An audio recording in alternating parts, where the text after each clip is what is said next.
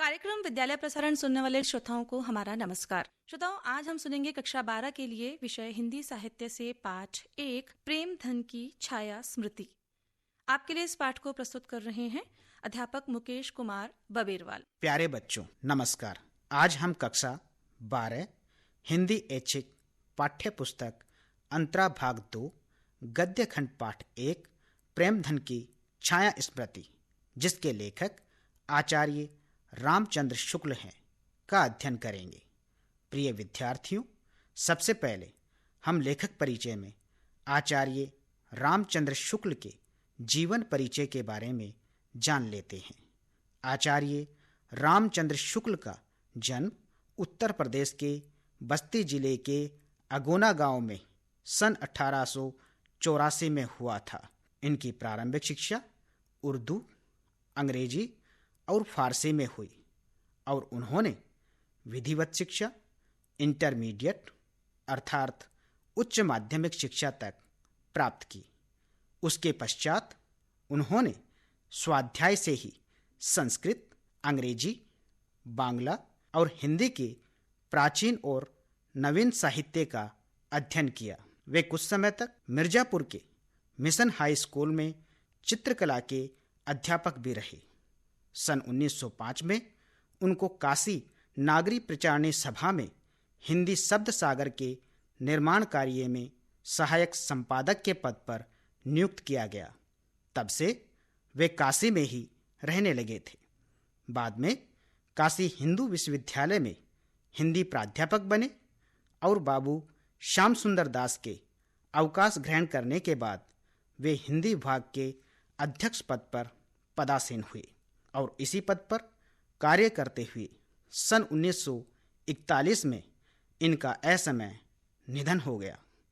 प्यारे बच्चों, आचार्य रामचंद्र शुक्ल का हिंदी गद्य साहित्य में अपना एक विशिष्ट स्थान है। शुक्ल जी हिंदी साहित्य में उच्च कोटि के आलोचक, इतिहासकार और साहित्यिक चिंतक रहे हैं। उनके विज्ञान, दर्शन, इतिहास, भाषा विज्ञान, साहित्य और समाज के विभिन्न पक्षों से संबंधित लेखों, पुस्तकों के मौलिक लेखन, संपादन और अनुवादों के बीच उनकी ज्ञान संपन्न बहुज्ञता दिखाई देती है। उन्होंने भारतीय साहित्य की नई अवधारणा के साथ हिंदी आलोचना का नया रूप विकसित किया। हिंदी साहित्य के इतिहास को व्यवस्थित करते हुए हिंदी कवियों की समीक्षा व इतिहास में उनका स्थान निर्धारण करने के अतिरिक्त उन्होंने भाव व मनोविकार संबंधी उच्च कोटि के निबंधों की भी रचना की। प्यारे विद्यार्थियों, शुक्ल जी की गद्य शैली विवेचनात्मक है, जिसमें विचारशीलता, सूक्ष्म तर्क योजना तथा सहृदयता का योग है। वे हंसते हंसते गंभीर विषय को व्यंग्य के चुटकीलेपन से अपनी गद्य शैली में सहज, जीवंत और प्रभावशाली बनाते हैं। साथ ही उनका शब्द चयन और शब्द संयोजन व्यापक है, जिसमें तत्सम शब्दों से लेकर प्रचलित उर्दू शब्दों तक का प्रयोग दिखाई देता है। अत्यंत सारगर्भित, विचार प्रधान, सूत्रात्मक वाक्य रचना उनकी गद्य शैली की प्रमुख विशेषताएं हैं। प्यारे बच्चों, अब हम शुक्ल जी के कृतित्व के बारे में भी जान लेते हैं। आचार्य रामचंद्र शुक्ल की ख्याति का अक्षय स्रोत उनके द्वारा लिखित हिंदी साहित्य का इतिहास है। इसे उन्होंने पहले हिंदी शब्द सागर की भूमिका के रूप में लिखा था, जिसके बाद में उसे परिष्कृत और संशोधित कर पुस्तक रूप में प्रकाशित किया गया। साथ ही उनके कुछ महत्वपूर्ण ग्रंथ भी हैं। गोस्वामी तुलसीदास, सूरदास, चिंतामणि 4 खंडों में और रस मीमांसा आदि। इसके अतिरिक्त जायसी ग्रंथावली एवं भ्रमर गीत सार का संपादन कार्य और उनकी लंबी भूमिकाएं भी उन्होंने लिखी हैं। प्रिय विद्यार्थियों, आचार्य शुक्ल के साहित्यिक व्यक्तित्व में अग्रज साहित्यकारों और उनके पारिवारिक वातावरण का बड़ा योगदान रहा था। अग्रज साहित्यकारों में उपाध्याय बद्रीनारायण प्रेमधन प्रमुख थे। शुक्ल जी को इनका साथ लंबे समय तक मिला, इसलिए उन्होंने उनके योगदान को महत्व देते हुए संस्मरणात्मक निबंध प्रेमधन की छाया स्मृति लिखकर उन्हें उचित सम्मान दिया। संस्मरणात्मक निबंध का मतलब है जीवन में घटित घटनाओं को पुनः स्मरण कर नियमबद्ध लिखना संस्मरणात्मक निबंध कहलाता है। तो आइए इस संस्मरणात्मक निबंध का विस्तृत अध्ययन पाठ के साथ सुनते हैं। प्यारे बच्चों, जैसा कि आप जानते हैं, किसी बालक के व्यक्तित्व पर पारिवारिक वातावरण, परिस्थितियों और उसके अपने आदर्शों का गहरा प्रभाव पड़ता है। उसके व्यक्तित्व का बनना बिगड़ना कुछ इन्हीं बातों पर निर्भर करता है। आचार्य रामचंद्र शुक्ल का पारिवारिक वातावरण साहित्यिक था। उनके पिता फारसी व पुरानी हिंदी के प्रशंसक थे। वे प्रायः फारसी कवियों की उक्तियों को हिंदी कवियों की उक्तियों से मिलाकर आनंद लेते थे और प्रतिदिन रात को रामचरितमानस व रामचंद्रिका का पाठ घर के सभी सदस्यों को एकत्र कर मनमोहक ढंग से सुनाया करते थे। आधुनिक हिंदी साहित्य में भारतेंदु जी के नाटक भी उन्हें बहुत प्रिय थे। जब बालक रामचंद्र शुक्ल की आयु 8 वर्ष थी, तब उन्हें पिता द्वारा सुनाए गए नाटक के पात्र राजा हरिश्चंद्र और कवि हरिश्चंद्र में अंतर नहीं पता था, जो कि समान शब्दावली होने पर प्रायः हमारे साथ भी घटित होता है। परंतु समय के साथ साथ यह अंतर हमें समझ आने लगता है। आचार्य शुक्ल जी के साथ भी कुछ ऐसा ही हुआ था। शब्दों का अंतर जानने के बाद कवि हरिश्चंद्र व उनके साथियों के प्रति उनका लगाव बढ़ने लगा। प्रिय विद्यार्थियों, जब शुक्ल जी के पिताजी का तबादला मिर्जापुर में हुआ, तब कुछ दिनों में ही उन्हें पता चला कि भारतेंदु हरिश्चंद्र के एक मित्र यहाँ रहते हैं, जो हिंदी के प्रसिद्ध कवि उपाध्याय बद्रीनारायण चौधरी हैं। फिर क्या था, अपने आदर्श को देखने की ललक बढ़ने लगी। झटपट अपने मित्र मंडली को तैयार कर उनके मकान तक पहुंच गए और बाहर की तरफ खड़े होकर देखने लगे। पत्थर का एक बड़ा सा मकान, जिसमें नीचे का बरामदा खाली था और ऊपर का बरामदा घनी लताओं से ढका हुआ था। उनके बीच बीच में खंबे व खुली जगह थी। शुक्ल जी के मित्र ने इशारे से ऊपर की ओर देखने को कहा और उनकी नज़र ऊपर के बरामदे में ठहर गई। लताओं के बीच एक मूर्ति, जिसके दोनों कंधों पर बाल बिखरे हुए थे और एक हाथ खंबे पर था। देखते ही देखते वह मूर्ति आंखों से ओझल हो गई। चौधरी प्रेमधन जी का प्रथम दर्शन क्षणिक था, पर वे शुक्ल जी के हृदय मंदिर में हमेशा के लिए विराजमान हो गए। प्यारे बच्चों, जैसे जैसे शुक्ल जी का साहित्यिक ज्ञान बढ़ता गया, वैसे वैसे हिंदी के नूतन साहित्य की ओर उनका झुकाव भी बढ़ता गया। जब शुक्ल जी क्वींस कॉलेज में पढ़ते थे, उस समय उनके घर पर भारत जीवन प्रेस की पुस्तकें आया करती थी, लेकिन अब उनके पिताजी उन पुस्तकों को छिपा कर रखने लगे थे। उन्हें डर था कि कहीं शुक्ल जी बिगड़ न जाएं, उनका मन पढ़ाई से न हट जाए।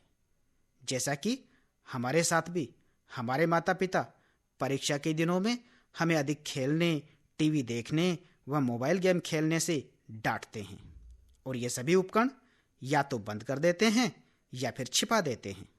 उस समय हमारे माता पिता के मनोभाव भी शुक्ल जी के पिता के समान ही होते हैं, ताकि हम पढ़ाई ठीक से कर सकें और हमारा भविष्य उज्जवल हो।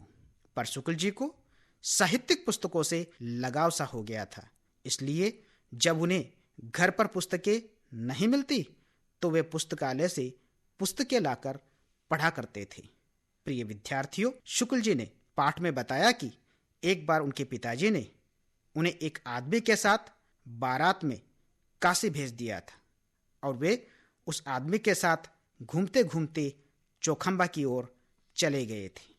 वहीं पर एक घर से पंडित केदारनाथ जी पाठक जिनके पुस्तकालय से शुक्ल जी किताबें पढ़ा करते थे उधर से निकले। उनसे शुक्ल जी की अच्छी जान पहचान भी पहले ही हो चुकी थी, इसलिए पाठक जी उनको देखते ही रुक गए और बातचीत करने लगे। बातों ही बातों में पता चला कि जिस मकान से वे अभी अभी निकले हैं वह भारतेंदु जी का घर था। तो शुक्ल जी आश्चर्य से उस घर को कुछ देर तक देखते रहे और साहित्यिक आदर्शों की भावनाओं में खो से गए।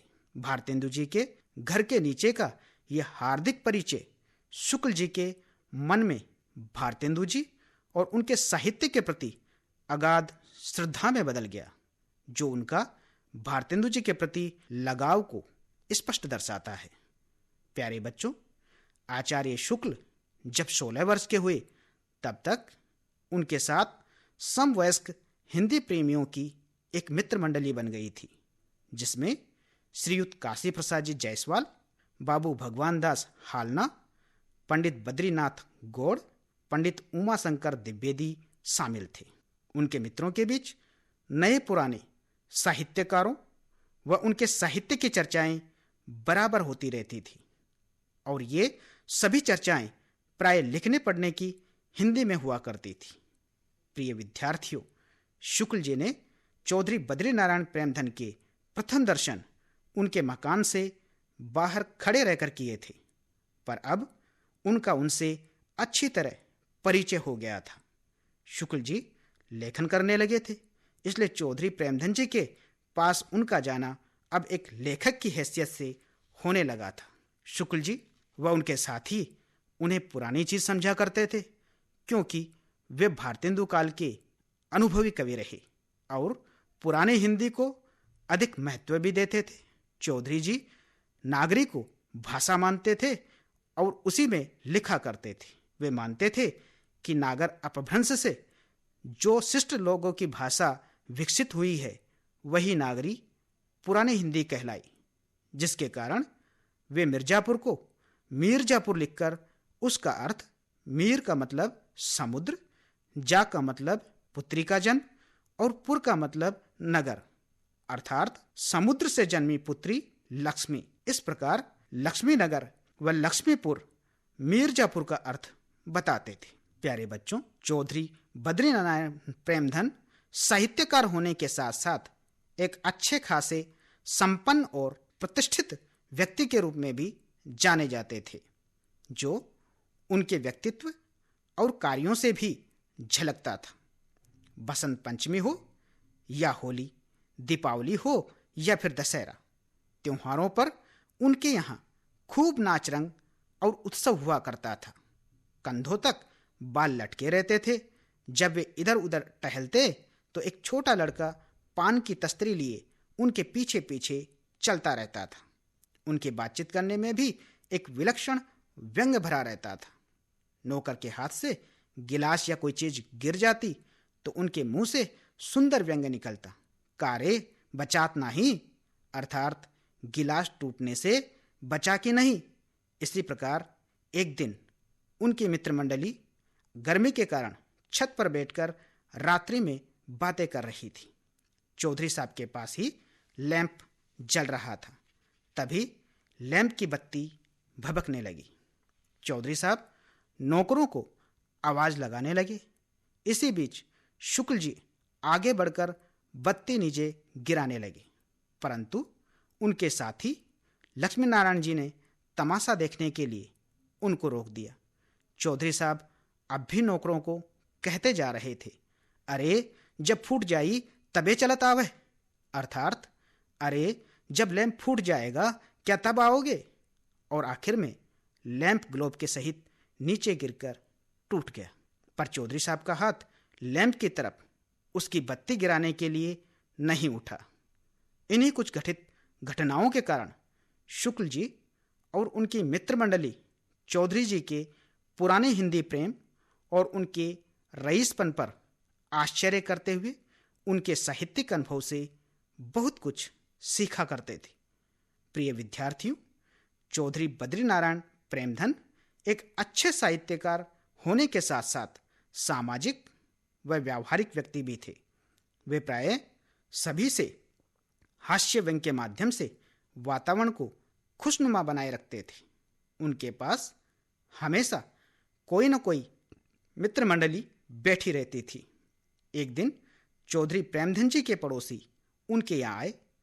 पड़ोसी को देखते ही प्रेमधन जी ने सवाल किया, क्यों साहब, एक शब्द में प्राय सुना करता हूं पर उसका ठीक अर्थ समझ नहीं आया। आखिर घनचक्कर शब्द का अर्थ क्या है? पड़ोसी महाशय बोले, अरे यह कौन सा मुश्किल सवाल है। इसका अर्थ है एक दिन रात को सोने से पहले कागज कलम लेकर सवेरे से रात तक जो जो काम किए हैं सब लिख लो और पढ़ लो, यही घनचक्कर है। इसी प्रकार कभी कभी उनकी मित्र मंडली में से भी कोई मित्र उन पर हास्य छोड़ जाया करते थे। मिर्जापुर में पुरानी परिपाटी के वामनाचार्य गिरी एक प्रतिभाशाली कवि रहते थे। एक दिन वे सड़क पर चौधरी प्रेमधन जी के ऊपर कविता जोड़ते जा रहे थे। कविता का अंतिम चरण लिखना अभी शेष था कि उन्हें चौधरी साहब बरामदे में कंधों पर बाल छिटकाए खंबे का सहारा लेकर खड़े दिखाई दिए। उन्हें देखकर तत्काल वामनाचार्य गिरी जी ने कवित्व पूरा कर अंतिम चरण चौधरी साहब को सुनाया।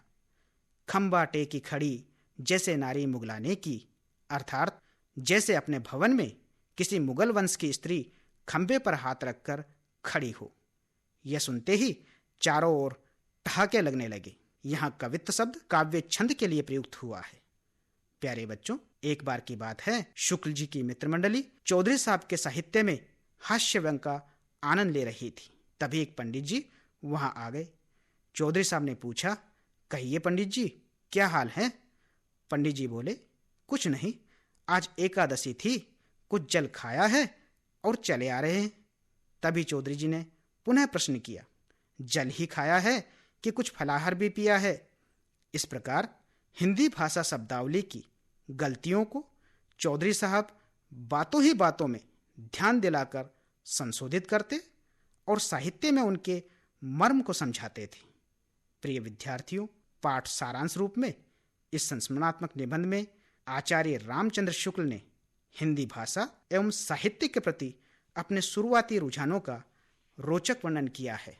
उनका साहित्यकारी व्यक्तित्व रूप उपाध्याय चौधरी बद्रीनारायण प्रेमधन के सानिध्य में ढल रहा था, जिसकी पाठ में अत्यंत मनोहारी झांकियां प्रस्तुत की गई हैं। प्रेमधन जी के व्यक्तित्व ने शुक्ल जी और उनकी समवयस्क मित्र मंडली को किस प्रकार प्रभावित किया तथा शुक्ल जी के व्यक्तित्व निर्माण संबंधी पहलुओं का बड़ा ही चित्ताकर्षक चित्रण इस निबंध में किया गया है। इसी के साथ यह पाठ समाप्त होता है। प्यारे बच्चों, आशा है आचार्य रामचंद्र शुक्ल द्वारा रचित प्रेमधन की छाया स्मृति संस्मरणात्मक निबंध पाठ आपको समझ आया होगा। धन्यवाद। विद्यालय प्रसारण सुनने वाले सभी श्रोता अभी सुन रहे थे कक्षा 12 के लिए विषय हिंदी साहित्य का पाठ 1 प्रेमधन की छाया स्मृति। इसी के साथ कार्यक्रम के इस अंक का समापन होता है। नमस्ते।